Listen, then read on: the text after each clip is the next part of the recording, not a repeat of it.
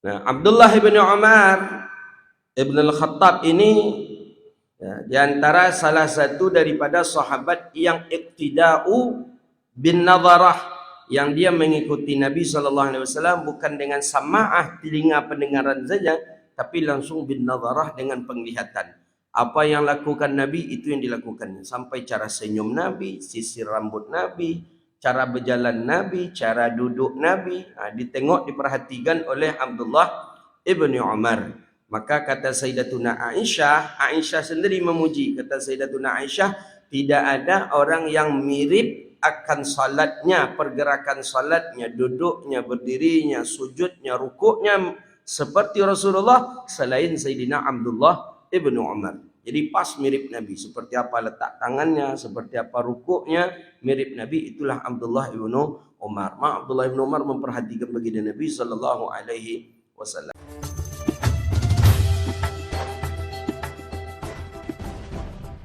Ibni Umar radhiyallahu anhuma. Ini hadis daripada Sayyidina Abdullah ibni Umar radhiyallahu anhuma.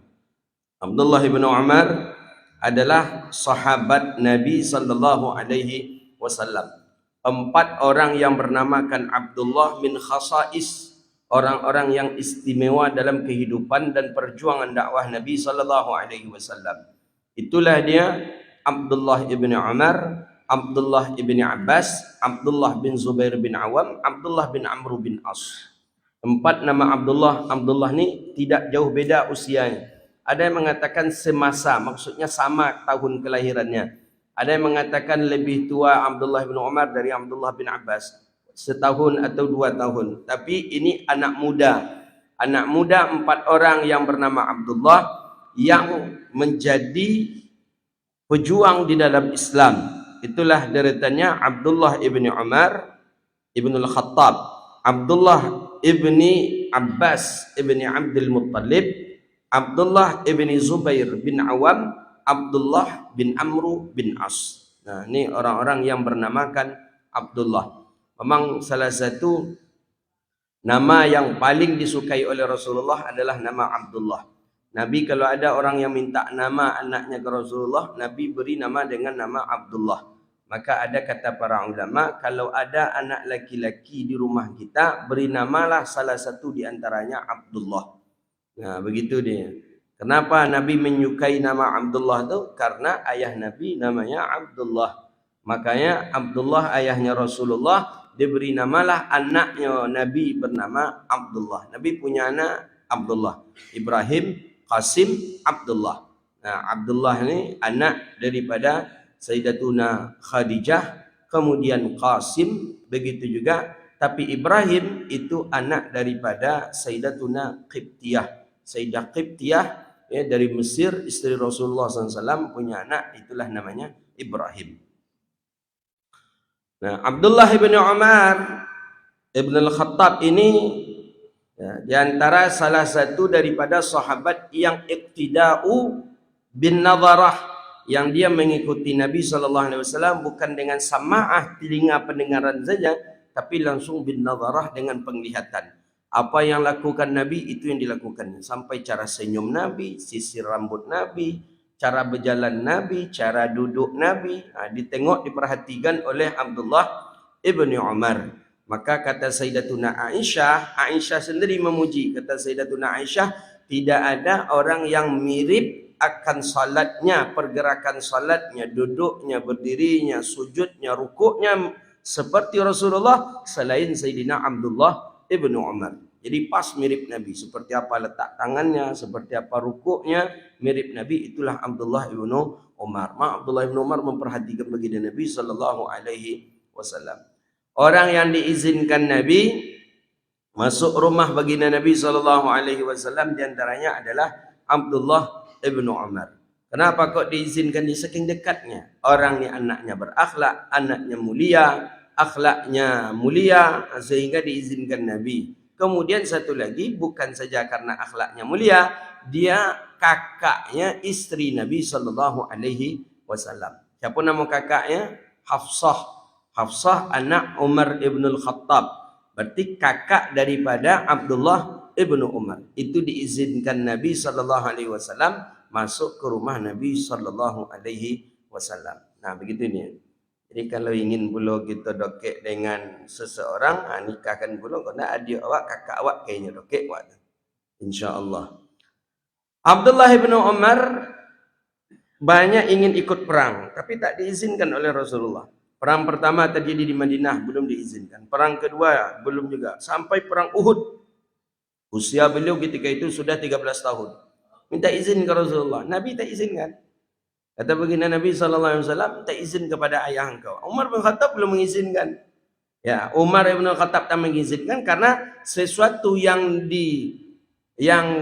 dioper atau sesuatu yang dilimpahkan kepada Umar bin Khattab dari Rasulullah itu tanda Nabi tak terima. Belum. Akhirnya tak tahan lagi. Abdullah bin Umar ni ingin ikut perang. Orang semua dah pada ikut perang. Kawan-kawan sudah ikut perang. Dia belum diizinkan Nabi sallallahu alaihi wasallam. Memang Abdullah bin Umar ni disiapkan untuk falaula nafara min kullin firqatin minhum ta'ifatun yatafaqahu fid din. Bukan yang untuk perang-perangnya, tapi untuk tafaqquh fid dinnya, untuk ulama, untuk ilmu. Jadi bukan untuk berperang di medan perang, tapi Abdullah bin Umar ni disiapkan Nabi untuk ilmunya, penuntut ilmu, untuk menjadi ulama sahabat. Nanti Abdullah bin Umar ni menjadi rujukan hukum oleh sahabat Nabi sallallahu alaihi wasallam. Maka dalam ayat itu kan begitu bunyinya, falaula nafara min kulli firqatin minhum ta'ifatun liyatafaqahu fid din. Jangan semuanya berangkat perang, ada juga hendaknya yang sedang berkecimpung ilmu, tafaqahu fid din, waliyunziru qaumahum idza raja'u ilaihim la'allahum yahdharun, la'allahum yarshudun, la'allahum yahdharun. Agar nanti orang-orang balik dari medan perang, merekalah yang mengingatkan, merekalah yang memberi semangat, merekalah yang memberi ilmu. Nah, ini penting ini. Jadi Nabi tidak mengizinkan Abdullah bin Umar ni berangkat perang karena Nabi nak menjadikan beliau ni sebagai ahli ilmu, liyatafaqahu fid din, biar yang lain saja pergi perang. Tapi Abdullah bin Umar tidak. Abdullah bin Umar ingin juga dia berangkat perang. Aku izinkanlah ya Rasulullah. Aku ingin berangkat perang ya Rasulullah. Aku ingin ya Rasulullah. Nah, setelah perang Uhud, baru perang namanya perang Khandaq. Perang Khandaq itu usia Abdullah bin Umar sudah 15 tahun. Barulah Nabi izinkan. Perang Khandaq, masih ingat kita perang Khandaq. Perang Khandaq ni atau yang dikenal dengan perang Ahzab. Berkolaborasi kaum kafir Quraisy, munafik di situ, kafir Quraisy Makkah di situ, Yahudi Madinah di situ. Besar nih lawan Nabi nih ketika perang Khandaq nih. Bayangkanlah tiga nih, munafik. Munafik pun yang paling parah ya. Munafik satu.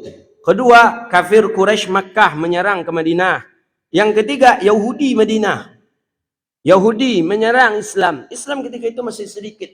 Jadi bagaimana solusinya? Kata Sayyiduna Salman Al-Farisi, Khalid ibn al-Walid, kalau ke Salman Al-Farisi, jadi kata beliau, kita buatlah parit ya Rasulullah, kita buat parit. Nah, macam mana kira-kira nak membuat parit, Pak? Tapi boleh Bapak lihat ke Madinah masih ada bekasnya hari ini. Parit itu, parit yang dibuat tu lebarnya parit itu 5 meter. Alat mana ada eskapator dulu. Tidak ada. Kalau perusahaan-perusahaan, kalau PTP membuat parit gajah itu pakai alatnya. Pakai alat bernama parit gajah karena supaya gajah tak masuk. Nah, tak masuk ke kawasannya. Nah, tapi kalau sudah masuk tak bisa keluar. Lebarnya 5 meter, panjangnya, dalamnya tuh 4 meter parit itu. Pakai galinya pakai tangan Pak, bukan pakai eskapator. Nah, 5 meter, dalamnya 4 meter, panjangnya sekitar belasan atau puluhan kilo, kita tak ingat lagi karena dikelilingi Madinah itu dipagar dengan itu tuh. Itu bernama Khandaq, pagar. Ya, bagus sebenarnya strategi itu. Jadi kalau musuh tak nampak, pop laju, kudo langsung masuk. Masuk kudo langsung masuk jurangnya kali. Nah, itu strategi daripada perang. Jadi ketika diizinkan perang, ikutlah perang Abdullah ibnu Umar. Ikut perang Abdullah ibnu Umar, sehingga Abdullah ibnu Umar menjadi orang yang disayangi oleh Nabi SAW.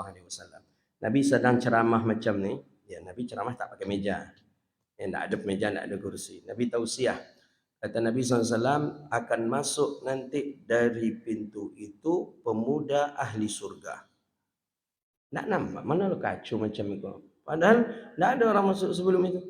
Setelah itu masuklah. Siapa yang masuk? Abdullah ibn Umar masuk dari pintu situ. Abdullah ibn Umar masuk. Besoknya seperti itu juga. Nabi katakan akan masuk nanti pemuda ahli surga. Akan masuk pemuda ahli surga. Memang tak ada orang masuk sebelumnya. Lama waktunya. Tak ada orang masuk. Tiba-tiba masuk dari pintu tu Abdullah ibn Umar. 2 kali Nabi menyebut itu dalam 2 hari. Yang masuk dari pintu tu tetap masuk. Tentu orang penasaran. Apa jago? Gitulah kalau bahasa awak. Untuk biasa je nampaknya. Tentu penasaran kita. Ada orang yang ingin tahu apa amalannya Abdullah ibn Umar. Kenapa Nabi menyebut itu kok dia terus yang masuk pintu itu? Masuk dari pintu itu sebentar lagi akan masuk dari pintu itu. Kata Rasulullah pemuda ahli surga. Tak ada orang masuk dari pintu tu lama-lama Nabi. Tentu sahabat terfokus juga ke situ. Buat tengok siapa yang masuk. Sahabat, kau ucapan Rasulullah. Tengok. Rupanya Abdullah bin Umar masuk. Besoknya pada itu je Nabi ulang balik. Masuk dari pintu tu pemuda ahli surga kata Rasulullah SAW. Sahabat menunggu je siapalah orangnya. Siapa orang. Masuk je Abdullah bin Umar. Jadi penasaran orang. Apa amalannya Abdullah bin Umar? Akhirnya ada salah satu sahabat Nabi ingin tahu kok dia ni Nabi katakan sebagai pemuda ahli surga. Apa amalannya? Apakah mengalahkan amalan ayahnya? Ayahnya juga termasuk ahli surga. Nabi katakan Abu Bakar fil jannah, Umar fil jannah, Utsman fil jannah, Ali fil jannah. Nabi katakan dalam riwayat hadis. Nah, berarti ini satu. Ada apa dengan orang ni? Pemuda ahli surga. Kenapa? Akhirnya kata sahabat ni ke Abdullah bin Umar, tolong boleh tak aku bertamu ke rumahmu? Tapi kalau boleh aku nginap di rumahmu. Kau ingin tahu kok apa amalannya Abdullah bin Umar? Abdullah bin Umar mengatakan, okey, boleh, silakan saja. Kata Abdullah bin Umar. Di rumah tadi, orang tadi memperhatikan gerak-gerik langkah apa yang dilakukan oleh Abdullah bin Umar. Pas tiba malam, hendaknya tahajud. Tak ada apa pun. Ya, tahajudnya tak nampaklah oleh dia. Abdullah bin Umar termasuk sahabat yang tak pernah meninggalkan tahajud. Itu kata Nabi kita SAW sendiri. Kemudian tengok pas tiba di hari-hari puasa sunnah apa? Lah sampai ke hari yang ketiga kan tak mungkin kita lanjutkan bertamu ke rumah orang. Tak sunnah lagi. Bahkan ada pendapat mengatakan makruh. Kalau tak butuh. Akhirnya ketika dia pamit nak balik, dia tanyakanlah langsung kepada Abdullah bin Umar. Ya Abdullah bin Umar, apa amalan yang engkau lakukan sehingga engkau disebut Nabi 2 kali pemuda ahli surga? Apa? Ada apa? Apa amalan khususmu? Jadi kata Abdullah bin Umar, kama tara. Aku melakukan amalan ibadah sebagaimana yang engkau lihat. Biasa-biasa saja. Tak ada yang spesial. Bukan pula puasa sunnah diperbanyak. Bukan pula tahajud diperbanyak. Biasa-biasa saja. Kata dia, pasti ada sesuatu. Tidak ada, kata Abdullah bin Umar. Aku tak ada melakukan apa-apa. Ya kenapa engkau disebut Nabi 2 kali pemuda surga? Ada apa ya Abdullah bin Umar? Cobalah Abdullah bin Umar. Kami ingin mengikuti itu ya Abdullah bin Umar. Kata Abdullah bin Umar, aku tidak pernah iri dan dengki terhadap nikmat yang ada pada orang lain. Itu aja. Nak pernahnya busuk hati Pak, itu bahasa awak itu. Nak pernahnya ada irinya terhadap nikmat di orang lain. Oh, orang tu dapat rumah ancak kah, orang tu beli mobil bagus kah, orang tu dapat hati dan mulia kah, orang tu tak ada sedikit pun. Tak ada di dalam hati. Itu yang aku hilangkan dalam hatiku, iri terhadap nikmat yang ada pada orang. Akunya yang bersih hati. Rupanya gara-gara hatinya bersih tu, ianya menjadi pemuda masuk ke dalam surga Allah Subhanahu wa taala. Itu macam mana boleh bisa model itu? Kalau boleh insya-Allah masuk surga lah gitu. Cuma kadang bisanya dia muncul aja tiba di belakang mereka. Tu perlu dia audit tu si anu tu iyalah apa. Atau perlu dicurigai si anu tu piti mana dapat dah itu katanya. Makanya kalau hati kita kotor, hati kita busuk, susah mendapatkan suatu kemenangan. Bukannya dengan surga ya, tapi dengan kasih sayang Allah pun belum Allah berikan untuk kita. Ini dia Abdullah bin Umar. Panjang kalau Abdullah bin Umar ni. Tabaqat kedua periwayat hadis terbanyak setelah Abi Hurairah, Abdullah bin Umar. Abi Hurairah paling banyak 4000 sekian hadis. Setelah itu Abdullah ibnu Umar, periwayat hadis terbanyak. Jadi kalau kita berbicara tentang Abdullah ibnu Umar panjang sekali, ya, sampai beliau ini khalifah ayah beliau. Nah ini bolehlah untuk kita tengok dalam pemilihan ini nanti ini. Jadi yang jadi khalifah ayah beliau Amirul Mukminin Umar ibn al-Khattab. Abdullah ibn Umar diundang orang ke Syam. Abdullah ibn Umar, orang mengundang beliau ke Syam. Pertama, beliau ni sahabat Nabi, orang yang dekat dengan Nabi. Kedua, Abdullah ibn Umar ni anak khalifah Amirul Mukminin Umar ibn al-Khattab. Diundanglah beliau ni ke Syam. Sampai di Syam, gubernur Syam itu karena tahu beliau ini adalah sahabat Rasulullah, beliau ni anak khalifah Amirul Mukminin, gubernur Syam menyiapkan acara spesial. Dibuat macam tabligh akbar begitulah dia. Dibuat dengan mewahnya, disambut dengan mewah. Ramai orang datang. Beribu-ribu orang datang mendengarkan tausiahnya Abdullah ibn Umar. Ini yang ngasih tausiah sahabat Nabi ini, murid kesayangannya Rasulullah sallallahu alaihi wasallam. Akhirnya bagaimana? Dimunculkanlah isu dari setelah tabligh akbarnya Abdullah ibn Umar dari Syam itu, bahwa Abdullah ibn Umar akan menjadi khalifah pengganti ayahnya. Dimunculkan itu. Abdullah ibn Umar akan menjadi khalifah pengganti ayahnya. Sampailah ke Madinah, terdengar oleh Umar ibn al-Khattab. Ditulis oleh Umar ibn al-Khattab surat, perintahkan Abdullah ibn Umar balik pulang ke Madinah. Marah ayah. Sampai di Madinah, ayah langsung la tatafanna finnas. Nah, aku tak ingin engkau masuk ke dalam dunia fitnah. Jadi maksudnya jabatan-jabatan ini fitnah. Cukup ayah saya. Aku tak izinkan engkau, tak izinkan keturunanku untuk masuk ke dalam. Padahal kata para ulama, yang berhak dan memang yang pantas ketika itu untuk menggantikan khalifahnya Umar ibn al-Khattab adalah Abdullah ibn Umar. Diterima dalam semua golongan. Sayyidina Utsman sudah banyak khilafiyah yang tak menerima. Sayyidina Ali begitu juga. Tapi begitulah dia tak inginnya anaknya menggantikan jabatannya. Tak ingin anaknya masuk ke dunia politik, dunia fitnah, dengan dunia kekuasaan, jabatan dan lain sebagainya. Nah begitu. Kalau memang kita ingin macam Umar ibn al-Khattab, cukup awak aja lah yang jadi presiden, awak aja lah yang jadi gubernur, kita aja lah yang jadi wali kota, anak je yang kayak pula jadi lurah lah, anak je yang kayak pula jadi camat lah. Kalau memang seperti Umar ibn al-Khattab. Nah begitu.